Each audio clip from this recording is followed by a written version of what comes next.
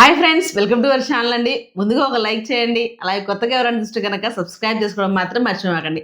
చాలా మందికి నోటిఫికేషన్ అనేది రాలేదు. చాలా గ్యాప్ వచ్చింది కాబట్టి ఒకవేళ ఎవరైనా చూస్తే గనక మీ నోటిఫికేషన్ అనేది ఆన్ చేసుకోండి మళ్ళీ ఇంకోసారి. అప్పుడు గనక మన వీడియోస్ అన్నీ కూడా రెగ్యులర్‌గా వస్తాయి అన్నమాట. మరి 60 వ్యూస్ 60 వ్యూస్ 70 వ్యూస్ వస్తే ఏం పర్లేదు, అవే వస్తాయి. కానీ షో ఇప్పుడే స్టార్ట్ అయింది కాబట్టి అలాగే ఉంటుంది. దాని ముందు కొద్దిగా ముందుకెళ్తే అన్నీ వస్తాయి.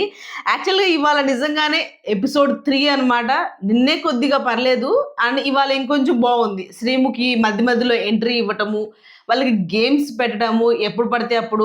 ఇదంతా ఒక రోజే జరిగిందే మనకి 3 డేస్ నుంచి చూపిస్తున్నారు. ఒక నైట్ అది ఎలా వాళ్ళు లెగుస్తారా, నిద్రపోయి మార్నింగ్ సాంగ్ పెడతారా, ఏం పెడతారా నేను వెయిట్ చేస్తున్నా. కానీ అది ఏమీ చూపించలే. మార్నింగ్ వాళ్ళు నిద్రపోయింది చూపించలే, వాళ్ళు లేచింది చూపించలే, సాంగ్ వేసారా లేదా అని కూడా చూపించలే. కానీ వాళ్ళ రూల్ బుక్‌లో ఏమైనా ఉంది అంటే అది నిద్రపోకూడదు. ఆబ్వియస్‌గా ఎవరు ఎక్కడున్నా సరే అదే. అలాగే నిన్న లవ్ గురు ఇంట్రొడ్యూస్ కూడా అయ్యారు. ఈయన చెప్పారు ఆ రివ్యూ కూడా. యాక్చువల్‌గా ఏందంటే వాయిస్ అది విచిత్రంగా ఉన్నట్టు అనిపించింది నాకు. మనం బిగ్ బాస్ గంభీరమైన వాయిస్ విని ఇది కొంచెం అలా అనిపించింది. కానీ చూడాలి, బానే ఉంటుందిలేండి. ఇవాళ ఎపిసోడ్ లో మెయిన్ టాపిక్స్ మాట్లాడుకొని వెళ్దామండి. మెయిన్ ఏంటంటే కోర్టు కూడా ఏంటండి చెప్తా. నాకంటే ఎక్కడ ఏది చేసినా కానీ కోర్టు జాకెట్, కోటు, జాకెట్, ఏది లింక్ అయినా సరే అదే. ట్రూత్ డేర్ గేమ్ అని చెప్పి బ్లాక్స్ గేమ్ ఒకటి పెడతారన్నమాట వీళ్ళందరికీ. లాస్ట్ పాపం వస్తుంది, శ్రీముఖి వస్తుంది. అంటే అందులో అది తీసేయాలి, బ్లాక్ని తీయాలి. దాని మీద ట్రూత్ డేర్ అనేది ఉంటుంది. అది కూడా వాళ్ళు చేయకూడదు, వాళ్ళు ఎవరికి ఇచ్చి చేయమనాలి అని చెప్పి. అది కూడా శ్రీముఖి ఇష్టం. అది కూడా. సో ఫస్ట్ మనకి ఎవరంటే భలే సోనియా మంచి మూవ్ చేస్తుంది. అసలు సోనియా మాత్రం చాలా స్మార్ట్గా ఏం చేస్తుంది అంటే, ఒక క్వశ్చన్ ఏంటంటే ఇక్కడ ఎవరు ఫేక్ అని చెప్పాలి ఆ డేరు. అది ఎవరు చెప్పాలి అని చెప్పి సోనియా కోరుకుంటుందంటే మన హరిత మాస్క్ మ్యాన్ పేరుంది హరిత హరీష్కి ఇచ్చి వీళ్ళల్లో ఉన్న వాళ్ళల్లో ఎవరు ఫేక్ అని చెప్పమంటాడు. అంతకు ముందే పాపం చాలా ఎమోషనల్ స్టోరీ చెప్తాడు. ఎవరు ఎమోషనల్ స్టోరీ కదా అబ్బాయి మధ్యలో వీళ్ళిద్దరు ఇంతసేపు 8 సంవత్సరాలు వెంటనే వచ్చేసి నువ్వు ఫేక్ అనగా నాకు ఎవరు నూకరాజు పాపం చాలా ఎమోషనల్ స్టోరీ చెప్తాడు. వాళ్ళ తనకు ఒక డేర్ వస్తుంది అన్నమాట, ట్రూత్ అని వస్తుంది. ఆ అబ్బాయి వెళ్ళి వాళ్ళ మిస్సెస్కే ఇస్తాడు. ఏమనంటే, నువ్వు అమ్మ వాళ్ళు ఒప్పుకోకపోతే నాతో పెళ్లి చేసుకొని అన్నావు కదా, ఒకవేళ ఇన్ కేసు అమ్మ కనుక ఒప్పుకోకపోయినట్టయితే నువ్వు నన్ను వదిలేసేవాడివా, లేకపోతే నిర్ణయం తీసుకునేదానివా అంటే, అమ్మాయి ఏమైందంటే, మా అమ్మ నాకు చాలా ఇష్టము, నేను నిన్ను వదులుకోలేను, వాళ్ళని వదులుకోలేను, అప్పుడు నేను కన్ఫర్మ్గా ఏదన్నా నాకు నేనే చేసుకునేదాన్ని అన్న ఒక దీంతో చెప్పేది. ఆ విషయం వాళ్ళకి తెలుసు. అవును, అందుకే మేము చాలా ఫైట్ చేసాము, నేను చాలా బతిలాడాను అని చెప్తాడు. అంత ఎమోషనల్గా చాలా ఇదవుతాడు. ఆ అమ్మాయిని అంతా మాకు ఎవరు లేరు, మేము ఇద్దరమే అని చెప్పేసి కొంత ఎమోషనల్ అవుతాడు. వెంటనే ఈ హరిత మన మాస్క్ మ్యాన్కి ఇచ్చిన డేర్ ఏంటి అంటే, వీళ్ళలో ఎవరు ఫేక్ అవ్వాలి. అప్పుడే అంత ఎమోషనల్గా అంత లవ్ స్టోరీని నుంచొని ఫేక్ అంటాడు. సరే, నాకు అర్థం కాల. ఆయన మనోడు అంతే. జనరల్గా మనోడు ఏం చేస్తా అంటే, లోకమంతా నేను చెప్పిందే కరెక్టు, నా తప్ప ఇంకెవరూ లేరు అనుకునే రకం ఆయన పాపం. ఇక్కడ ఇంతకీ ఏం చెప్తానో వెయిట్ చేస్తాను నేను. అంటే ఇంత ఎమోషనల్ స్టోరీలో తను ఏమన్నా ఏ రీజన్ చెప్తాడు అనుకుంటే మళ్ళీ జాకెట్టే. నిన్న చలి పుడుతూ ఉన్నప్పుడు వీళ్ళెవ్వరూ కూడా ఆమెకి వాళ్ళ మిస్సెస్కి వాళ్ళ కపుల్స్కి ఎవరైతే వాళ్ళ పార్ట్నర్స్ ఉన్నారో వాళ్ళకి ఇల్లు జాకెట్ ఇవ్వలేదు. ఇతను మాత్రం జాకెట్ ఇచ్చేసాడు. అది కూడా ఎంత అంటే అసలు మామూలుగా ఇది కాదు. అవసరమైతే ఏమీ లేకపోతే నేను మొత్తం బట్టలెప్ప తీసుకొని నుంచునేవాడిని అంతా అని. అలానే ఏంటంటే పిన్ను, ఏదో ఫోన్ నెంబరు పిన్ను, అసలు అక్కడ ఎలా మిస్ అవుతారు నువ్వు? అసలు ఫోన్ మిస్ అవడం ఏంటి? ఫోన్లు ఇప్పుడు మేమైతే అసలు కొత్త ఫోన్ కొనుక్కున్నా పాస్వర్డ్ చెప్పేసుకుంటాము. కొత్త ఫోన్ కొనుక్కున్న ట్రస్ట్ ఉండాలి లవ్లో. అసలు అదే కదా ట్రస్ట్. నేనైతే అసలు అంత ఇదిగా ఉంటాను నేను. మాది కొత్త ఫోన్ అయినా పాత ఫోన్ అయినా మొత్తం మాది యాక్సెస్ ఇచ్చేస్తాం అందరికి. అసలు నువ్వు కనీసం పాస్వర్డ్ కూడా ఇది చేయట్లేదని చెప్పేసి ఆయన బాగా చెప్తాడు. ఒకటి కోట్ ఇవ్వలేదు, ఒకటేమో ట్రస్ట్ లేదు అని చెప్పేసి ఏదో చెప్తాడు అన్నమాట. మొత్తం హరీష్ మాత్రం ఆ కోర్టు దగ్గరే ఉండిపోయాడు. నాకు సినిమా గుర్తొచ్చింది, నరసింహ సినిమాలో పెళ్లి చూపులకు వెళ్తారన్నమాట. రజనీకాంత్ తను వెళ్ళినప్పుడు పెళ్లి కొడుకు ఈయన, కానీ ఈయన వేసుకున్న బట్టలు మాత్రం నాకు తెలియదు, ఎవరికి నాకు తెలియదు. అంటే ఇప్పుడు చివరికి ఎట్ట తయారాడంటే హరిత హరీష్ వీళ్ళు కోట్ ఇవ్వలేదు కాబట్టి వీళ్ళది ఫేక్ లవ్, వీళ్ళ మధ్యలో ఏమీ లేదు, ఇంకింతే. ఆయన తపన పడుతున్నాడు. నేనే బాగా ప్రేమిస్తానో, లేకపోతే నేను చూసుకున్నట్టుగా బాగా మా మిసెస్‌ని చూసుకోననో, లేకపోతే నేను ఇచ్చేంత గౌరవం ఇవ్వట్లేదని. నాకు ఓ విషయం మొన్నటిదాకా పాపం ఆయన మీద ఒక చిన్న క్లారిటీ ఉండేది. ఆయన చాలా సెన్సిటివ్, చాలా హార్ట్ ఆయన. చాలా ఇది మాట్లాడటం చేత కాలేదని. నాకు ఓ విషయం అర్థమైంది. నిజంగా ఆయనదే ఫేక్ లవ్ అని అర్థమైంది. చాలా చాలా చాలా కన్ఫర్మ్ అయింది. అది ఎలా ఉందనంటే నాకు ఇప్పుడు ప్రేమిస్తున్నాము, మనం ఒక షోలో వస్తున్నామంటే మనం ఎంత కావాలో అంత ప్రేమ చూపించేసేయాలా అక్కడ?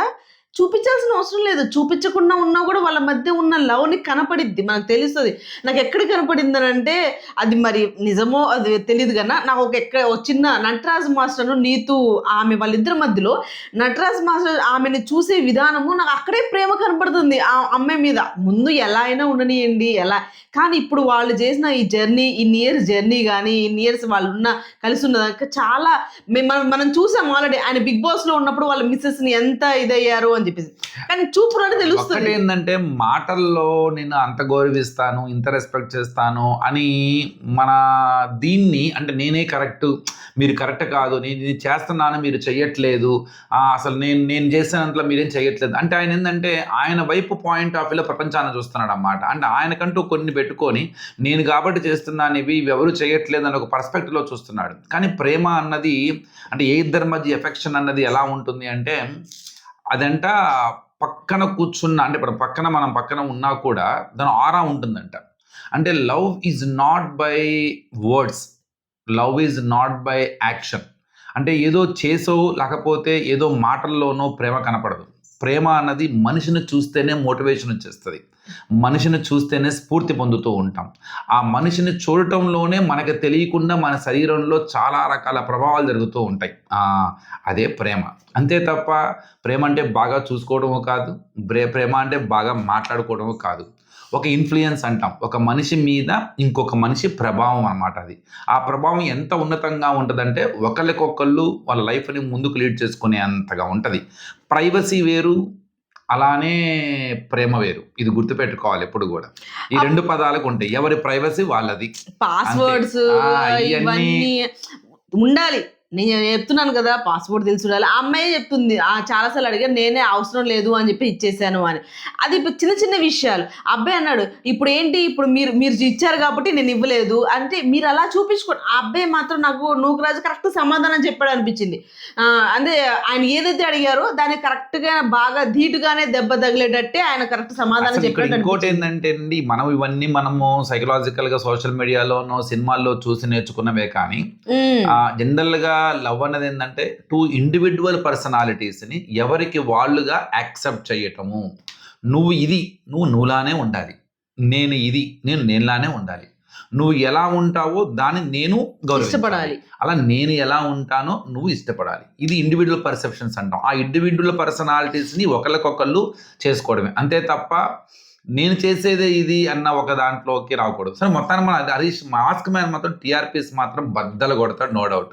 ఇది ఒకటి. ఇక నెక్స్ట్ అక్కడ మొత్తానికి వాళ్ళిద్దరికి కొంత బాగా వైరల్ వస్తుంది. చివరికి ఏదో అంటాడు, ఇది నేను మీ చేతే మేమే బెస్ట్ కపుల్ అనిపించుకుంటాము అని చెప్పేసి. ఇదేంటి ఆయన మాస్క్ మ్యాన్ కదా, మాస్క్ మ్యాన్ క్లాప్స్ ఎలా కొట్టంట, ఇలా కొడతాడు, ఇలా కాదంట ఇట్లా అంట. అదేదో లవ్ ఇట్లా అంట. బాగా నేర్చుకొని వచ్చుంటాడు ఈ ప్రోగ్రామ్ కోసం. ఆయన కొట్టేటప్పుడు కూడా క్లాప్స్ అలాగే కొడుతున్నా నేను చూసాను. ఇప్పుడు ఎవరు ఆయన చాలా పద్ధతిగా ప్లాన్డ్ గా ప్రిపేర్ అయ్యి వచ్చాడు.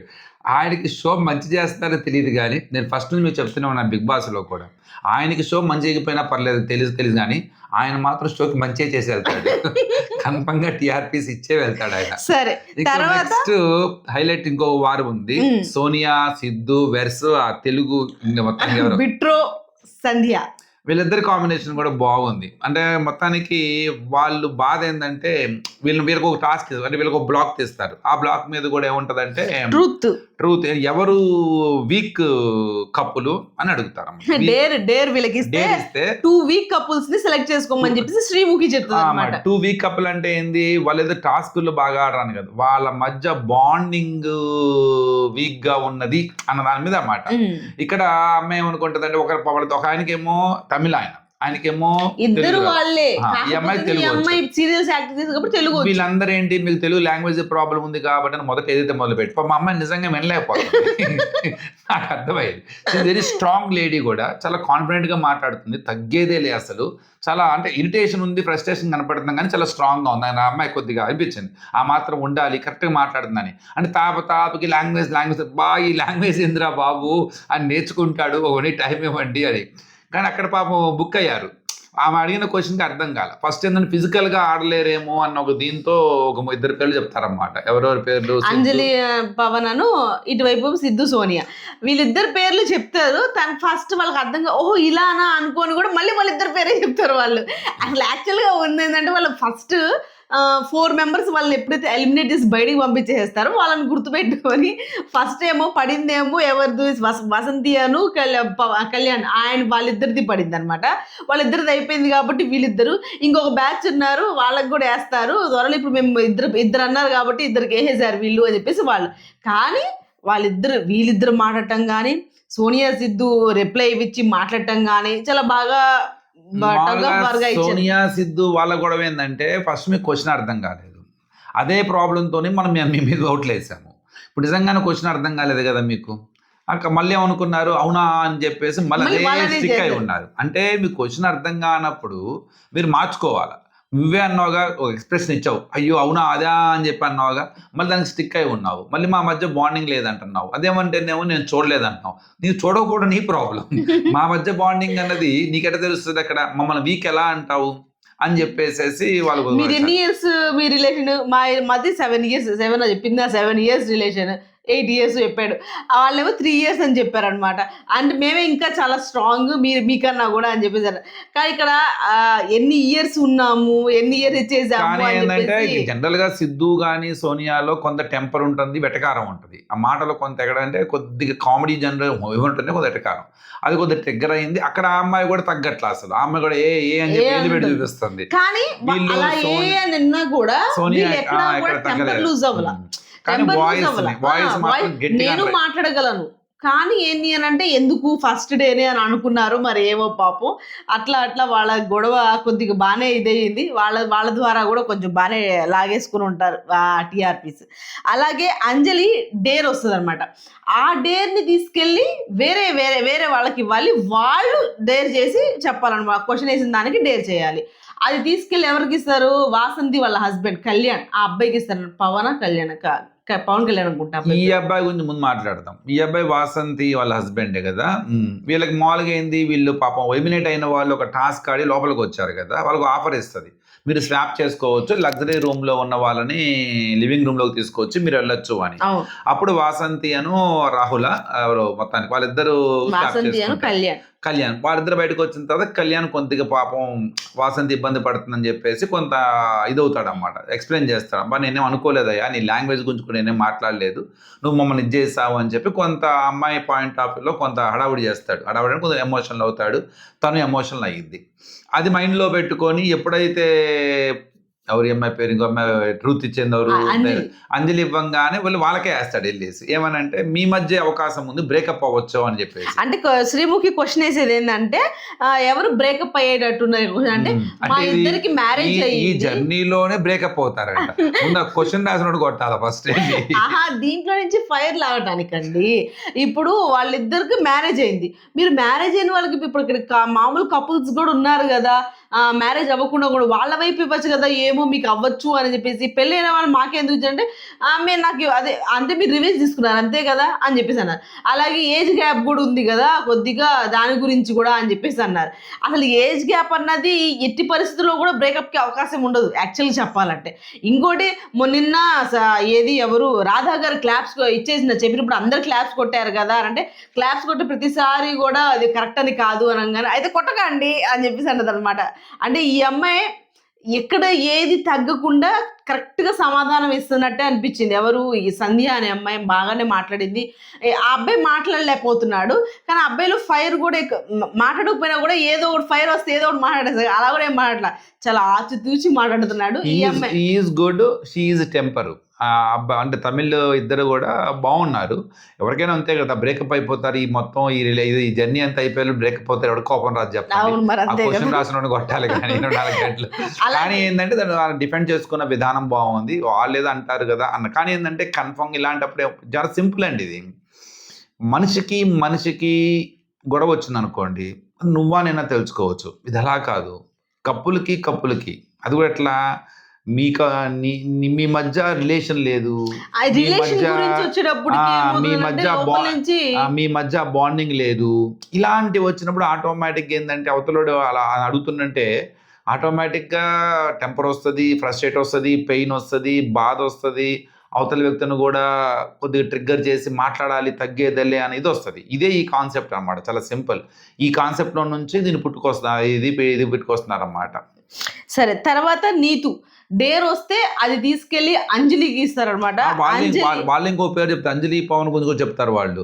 అంజలి, పవన్‌లో ఏందంటే మీ ఇద్దరు అంటే పవన్ ఎక్కువ మాట్లాడతలేదు అని చెప్పేసి ఏదో చూసి మీ మధ్య అంత మరి లేదనుకుంటున్నాను మాట్లాడట్లేదు అని చెప్పేసి. అంటే నువ్వు చూసగానే డిసైడ్ చేస్తావా? అసలు మాతో ఏంటి? మేము ఎట్లా ఉంటాము? మాతో ఏమైనా మాట్లాడావా నువ్వు కనీసం అని చెప్పేసి. అదే నిన్న కూడా మేము అలాగే మిమ్మల్ని నామినేట్ చేసాము, అది ఇలా చేసాము, మీరు వెళ్ళిపోతారన్న విషయం తెలియదని అక్కడ వాళ్ళిద్దరు సార్ట్ అవుట్ చేసుకున్నారు.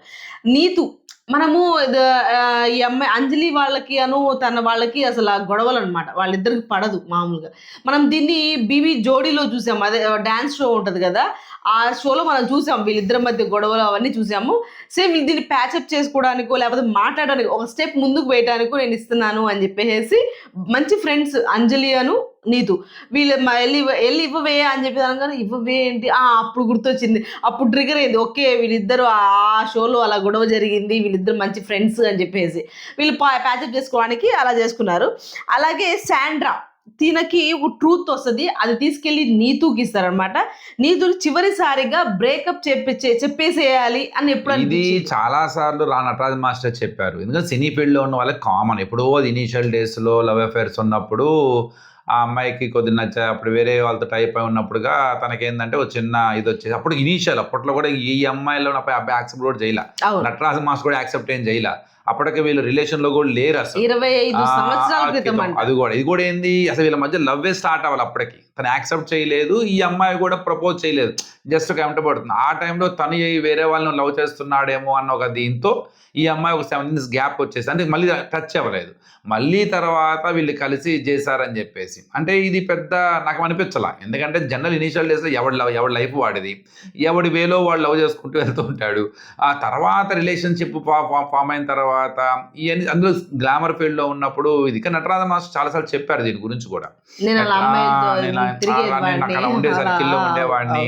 నాకు తర్వాత తెలిసింది లవ్ అని. ఇది చాలా సింపుల్ అండి. ఇనీషియల్ డేస్‌లో ఏందంటే ఏజ్ ఉన్నప్పుడు ఒక రకంగా కామన్‌గా జరుగుతూ ఉంటాయి. కానీ తర్వాత ఏందంటే లైఫ్ అన్నది తెలుస్తూ ఉంటది. లైఫ్ తెలిసిన తర్వాత అసలు లవ్ అనేది ఏంటి? ఎఫెక్షన్ అంటే ఏంటి? అవి ఎట్లా మనకి ఫ్యామిలీస్‌కి ఉపయోగపడుతూ ఉంటాయి. అట్లా మనిషికి ముందు ఇండివిడ్యువల్ లైఫ్స్ అనేవి ఎలా సర్వైవల్ అవుతూ ఉంటాయి ముందుకి. రిలేషన్‌షిప్స్ అనేవి చాలా సింపుల్. అంటే పిల్లలకి, పెద్దవాళ్ళకి తేడా ఏంటి? వాళ్ళు కాదు. పిల్లలకి ఏం తెలీదండి. ఫస్ట్‌లో ఒక బొమ్మలున్న షాప్ ఉందనుకోండి. మొదటి షాప్ దగ్గరికి వెళ్ళంగానే అమ్మాయి బొమ్మ కొనిపెట్టు అంటాం. మనమేమంటాం ఏ చీ బాధ అని ఇంకో షాప్‌కెళ్తాం. వాడు దాని రెండో షాప్‌కి వెళ్ళగానే ఇంకో బొమ్మ కనపడిద్ది. అక్కడేం చేస్తాడు, అమ్మ నాకు ఈ బొమ్మ కొనిపెడతావా అంటాడు. అట్లాగా ఒక ఆడతా పాడని తెలియని ఒక అట్రాక్షన్ అనమాట. కానీ కొంత ఏజ్‌లోకి వచ్చిన తర్వాత ఈ లైఫు, బాధ్యతలు ఇవన్నీ తెలిసిన తర్వాత మధ్యలో ఉన్న రిలేషన్ ఎలా ఉంటుందంటే ఇంకా ఇన్స్పిరేషన్‌లా వెళ్ళిపోతది. స్పిరిచువాలిటీగా వెళ్ళిపోతుంది. అంటే ఆ మనిషిని మనము గౌరవించటము, ఒక స్పిరిచువల్‌లోకి వెళ్తాం, ఇన్స్పిరేషన్‌గా తీసుకోవడం. ఒకళ్ళకొకళ్ళు అలానే అన్నమాట. ప్రతి ఒక్కళ్ళ లైఫ్ ఒకళ్ళకి స్ఫూర్తిదాయకంగా అంటే ఒక జీవితాన్ని నడిపించే విధంగా ఫార్మ్ అవుతూ ఉంటుంది. అది ఆ ఫేజ్‌లోకి వచ్చేస్తారు. ఆ ఫేజ్‌లోకి వచ్చిన తర్వాత పాతవన్నీ గుర్తెచ్చుకుంటే నవ్వొస్తది అంతే. తర్వాత జాను, బాను వాళ్ళు స్వాప్ చేసుకుని వాళ్ళ క్యారెక్టర్‌ని గురించి ఇచ్చేసుకున్నారు. వాళ్ళు బాగా యాక్ట్ చేశారు. అలాగే శివ్ ట్రూత్ ఇస్తే ఫస్ట్ ఎలిమినేట్ ఎవరు అవుతారు అని అంటే బిట్రో, సంధ్య వాళ్ళ గురించి ఏదో మేబీ రేపు నామినేషన్‌లో కూడా సేమ్ ఇదే పాయింట్ తేవచ్చు. అందువల్ల మీరే ఇదవుతారు అని చెప్పారు. కానీ ఇక్కడ వాసంతి మనం స్టార్టింగ్ గురించి మాట్లాడుకున్నాము. అలాగే శివ్ అను ప్రియాంక వీళ్ళిద్దరు కొద్దిగా ఎక్కడో ఏదో విధంగా శివ్ కొంచెం ఎక్కువ ఎక్స్ట్రా చేస్తున్నట్టేమో అనిపించింది నాకు. అంటే ఎక్స్ట్రా అంటే నేను ఎట్లా చెప్పాలంటే ఇప్పుడు మనం ఉన్నదానికన్నా కూడా ఎక్కువగా చూపించాలి అన్న ఆలోచన శివ్లో ఉంది. కానీ ప్రియాంకకి ఆల్రెడీ ఎక్స్పీరియన్స్డ్ బీబీలో వచ్చిన ఎక్స్పీరియన్స్ ఉంది కాబట్టి కొంచెం కామ్గా ఉంటుంది.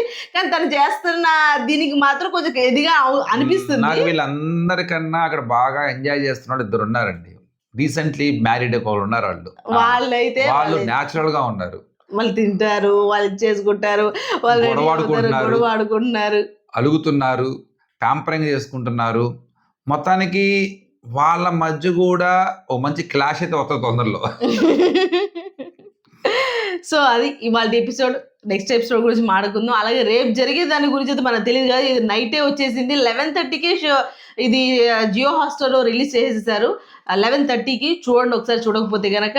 ఇది మార్నింగ్ నుంచి మనం స్టార్ మాలోనే 10కి వేస్తారు కానీ నార్మల్గా జియో హాట్‌స్టార్‌లో కంటిన్యూ 12 తర్వాత ఎప్పుడైనా రిలీజ్ చేస్తున్నారు. ఈ వీడియో కనుక మీకు నచ్చితే ప్లీజ్ లైక్ చేయండి, షేర్ చేయండి, సబ్స్క్రైబ్ చేసుకోవడం మాత్రం మర్చిపోకండి. బాయ్.